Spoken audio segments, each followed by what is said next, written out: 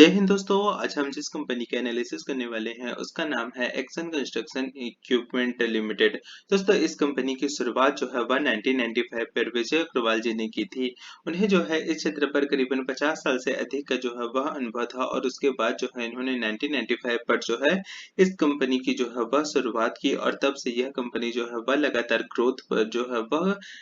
करती जा रही है। दोस्तों अगर एक्सन कंस्ट्रक्शन इक्विपमेंट की बात करें तो यह कंपनी जो है वह 3 क्षेत्र पर काम करती है। पहला है क्रेन और दूसरा हो गया कंस्ट्रक्शन इक्विपमेंट और तीसरा है एग्रीकल्चर क्षेत्र में। सबसे अगर मेजर रेवेन्यू जो है इनका 71% रेवेन्यू जो है वह क्रेन से आता है। क्रेन के अंतर्गत जो है यह मोबाइल क्रेन जो है वह बनाने का काम जो है वह करती है। अगर आप अपने आस-पास पर कोई भी बड़ी बिल्डिंग हो गया या फिर पुल या ब्रिजेस वगैरह जो है अगर आप देखते होंगे तो वहाँ जो इक्विपमेंट जो क्रेन जो है वह यूज किया जाता है वह इसी कंपनी के ही आमतौर पर जो है वह होते हैं।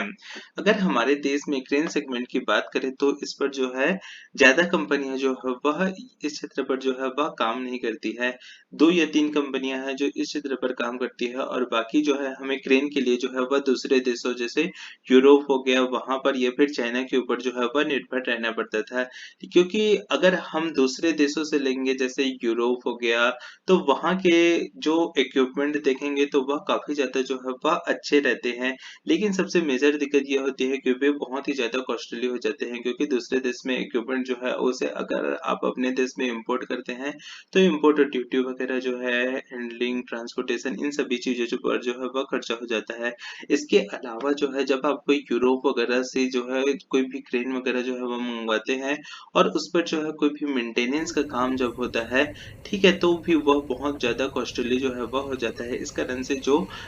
छोटे-छोटे जो कंस्ट्रक्शन है, ठेकेदार है, वह सभी जो है वह एसीई के जो है वह प्रोडक्ट जो है वह अधिक ज़्यादा यूज़ करते हैं। इसके अलावा जो है वह क्रेन वगैरह बनाने के लिए जो है वह चाइना में भी बहुत सारी कंपनियाँ हैं, लेकिन चाइना की चीज़ों के बारे में जो है वह आपको पता है कि वहाँ से बहुत सारे रेगुलेटरी के जो है वह इश्यू आ जाते हैं। इसके अलावा जो है चाइना के बहुत सारे प्रोडक्ट ऐसे रहते हैं कि चले तो चाँद तक या फिर बिल्कुल भी बेकार हो जाता है। इस कारण से बहुत सारे लोग जो है वह एक्शन कंस्ट्रक्शन इक्विपमेंट जो है इसके प्रोडक्ट जो है वह यूज करते हैं। इसके बाद कंपनी का देखेंगे तो इस क्षेत्र पर जो है वह कंपनी का 63% जो है वह मार्केट शेयर जो है यह कंपनी जो है वह ओन करके बैठी हुई है। लेकिन अभी भी इस क्षेत्र पर जो है वह बहुत ही ज़्यादा अपॉर्चुनिटी जो है वह अलग अवेलेबल है। अगर कंपनी को देखें तो हमारे देश में जो प्रॉक्सी प्ले है उसमें जो भी यह कंपनी जो है वह बिल्कुल भी फिट बनती है। अब बात करते हैं कि कंपनी जो है वह कौन कौन से प्रोडक्ट बनाती है। तो दोस्तों अगर आप क्रेन में देखेंगे तो पिक एंड कैरी क्रेन्स, अगर सामान को जो है वह एक जगह से दूसरी जगह ले कर जाना है तो उसके लिए पिक एंड कैरी क्रेन जो है वह यूज होता है। इसके अलावा जो है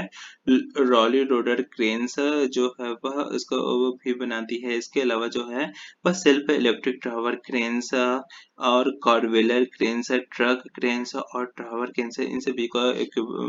बनाने का काम जो है यह कंपनी करती है। अगर कंस्ट्रक्शन इक्विपमेंट की बात करें तो ये backhoe loaders, wheel loaders, soil compactor and trend vibrated loaders और मोटर गार्डनर इन सभी को जो है वह बनाने का काम करती है। इसके अलावा जो है मटेरियल हैंडलिंग में जैसे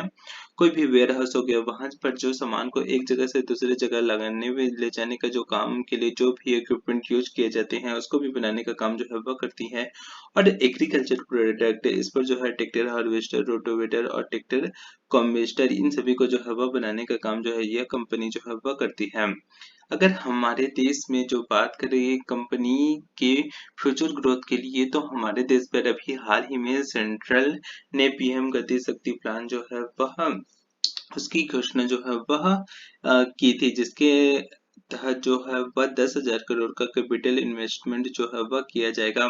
कंपनी जो है इसका जो है वह प्रॉक्सी प्ले जो है वह करेगी। प्रॉक्सी प्ले क्या होता है एक सिंपल टर्म में, जैसे मान के चलिए कोई भी चीज है जिससे जो है वह इकोनॉमिक पर जो भी इफेक्ट होता है उसे हम प्रॉक्सी प्ले कहते हैं। जैसे हमारे देश पर जो है वह इक्विपमेंट के ऊपर जो है सरकार जो है इंफ्रास्ट्रक्चर के ऊपर जो है वह खर्चा करेगी तो ऐसा करने से क्या होगा, जो उससे जुड़ी हुई कंपनियां हैं, इंडस्ट्री है, उन सभी को जो है वह फायदा होगा डायरेक्टली या फिर इनडायरेक्टली। जैसे डायरेक्टली फायदा के लिए बात करें करें तो इंफ्रास्ट्रक्चर से जुड़ी हुई जो कंपनियां हैं, जो इंफ्रास्ट्रक्चर का काम करती है, जैसे एल वगैरह हो गया, उन सभी को जो है वह डायरेक्टली बेनिफिट होगा। लेकिन इसके अलावा जो है एल जो है अगर कोई भी प्रोडक्ट इंफ्रास्ट्रक्चर बनाएगी तो उसके लिए जो है वह सीमेंट, शेड, इक्विपमेंट, इन सभी को जो है वह यूज होगा। तो ये सभी जो है वह प्रॉक्सी प्ले पर जो है वह आती है, जो इस कंपनी के लिए जो है वह काफी ज्यादा बेनिफिट हो जाता है। कंपनी भारत में इसके अलावा जो है वह 400 से भी अधिक वंदे भारत ट्रेन से जो है इसका डेवलप करने का जो है वह काम जो है वह चालू हो रहा है, जिससे जो है इस कंपनी के जो है वह रेवेन्यू जो है वह आने वाले समय पर जो है वह बढ़ सकता है। इसके अलावा जो है हमारे देश में जो है वह मेड इन इंडिया को जो है वह काफी ज्यादा बढ़ावा दिया जा रहा है, जिससे जो है हमारे देश पर जो है वह बहुत सारे जो है वह प्रोडक्ट हो गया, इक्विपमेंट हो गया, इन सभी को बनाने का काम जो है वह चल रहा है, जिससे जो है इस कंपनी को जो है वह फायदा होगा। इसके अलावा जो है जो चाइना प्लस वन स्ट्रेटेजी है, जिसके तहत जो है वह दुनिया भर की जो बड़ी बड़ी कंपनियां हैं वह चाइना के अलावा जो है अपना एक अल्टरनेटिव मैन्युफैक्चरिंग यूनिट जो है वह देखती है, तो इससे जो है वह भारत को फायदा होगा और इनडायरेक्टली जो है वह इस कंपनी को जो है वह फायदा होगा। इसके अलावा जो है वह रोड एंड ब्रिजेस, हमारे देश पर जब भी जिस प्रकार से रोड और ब्रिजेस के कंस्ट्रक्शन का जो है वह काम चल रहा है, अभी हाल ही में भारतमाला प्रोजेक्ट के अंतर्गत जो है वह जो ब्रिज, हाईवे, इन सभी को जो है वह बनाने का काम किया जा रहा है, तो इन सभी में जो है इसी के जो है वह इक्विपमेंट जो है वह यूज होगी, जिससे इस कंपनी को जो है वह फायदा होगा। इसके अलावा जो है भारत पर जो है वह जो हाउसिंग है वह भी एक बहुत बड़ा फैक्टर है। हाउसिंग जो है हमारे देश पर जो है उस प्रकार से डेवलप नहीं हुई है जैसे कि जो है वह दूसरी कंट्रियों में है, जिससे जो है इस कंपनी को जो है अगर इस क्षेत्र पर ग्रोथ आती है तो इस कंपनी को जो है वह फायदा होगा। इसके अलावा जो है वह एग्रीकल्चर की बात करें तो एग्रीकल्चर जो है हमारे देश की आधी से ज्यादा आबादी जो है वह यहाँ अभी भी एग्रीकल्चर के ऊपर जो है वह डिपेंडेंट है, और एग्रीकल्चर पर जो है जिस प्रकार के नए नए इक्विपमेंट जो है वह आ रहे हैं, और यह कंपनी भी जो है इस क्षेत्र पर जो है लगातार रिसर्च एंड डेवलपमेंट जो है वह करती रहती है, तो इसके फायदा जो है इस कंपनी को जो है वह होगा। इसके अलावा जो है कंपनी जो है वह लॉजिस्टिक, जिस पर जो है होलसेल में जो भी इक्विपमेंट वगैरह यूज होते हैं उसका फायदा भी इस कंपनी को जो है वह होगा। हमारे देश पर जो है अभी रिलायंस हो गया, डी मार्ट हो गया, के मार्ट हो गया, और जो भी लॉजिस्टिक कंपनियां हैं वह सभी जो है इसी के प्रोडक्ट जो है वह यूज करेगी। इसके अलावा जो है एयरपेट, एयरपोर्ट में बात करें तो एयरपोर्ट पर भी जो है बहुत सारा इन्वेस्टमेंट जो है वह होता है, कंस्ट्रक्शन का काम जो है वह होता है, तो ये सभी जो है इस कंपनी को जो है वह डायरेक्टली और इनडायरेक्टली जो है वह फायदा होगा। अगर अब हम बात कर लेते हैं कंपनी के फाइनेंशियल के ऊपर, तो अगर आपने इसके शेयर पर जो है वह पिछले 5 साल का रिटर्न देखे तो इसने 36% CAGR का जो है वह रिटर्न जो है वह दिया है। अगर कंपनी के पीयर कंपैरिजन की बात करें मार्केट कैपिटलाइजेशन के हिसाब से तो सबसे टॉप पर आती है भारत इलेक्ट्रॉनिक, उसके बाद भेल, उसके बाद थर्मेक्स, उसके बाद त्रिवेणी टर्बाइन, उसके बाद क्राफ्टमैन ऑटोमैन, और उसके बाद आता है एक्सन कंस्ट्रक्शन इक्विपमेंट। इसके अलावा जो है यह एलिकॉन इंजीनियरिंग भी जो है वह आती है। तो आप देख सकते हैं कि मार्केट जो है इस यह जिस क्षेत्र पर काम करती है तो उस क्षेत्र पर बाकी कंपनियां जो है वह किस प्रकार से हैं और उसका मार्केट कैपिटलाइजेशन जो है वह किस प्रकार से है। अगर इस कंपनी की बात करें तो इसका मार्केट कैपिटलाइजेशन जो है वह 8,254 करोड़ रुपए का है, यानी यह एक जो है वह स्मॉल कैप कंपनी है। अगर आप इसके शेयर पर अभी भी इन्वेस्ट करते हो तो पॉसिबिलिटीज है कि यह जो है वह मिड कैप या फिर लार्ज कैप कंपनी का जो है वह मात्रा जो है वह रखती है। अगर हम इस पर देखेंगे कि जो हैवी मशीनरी है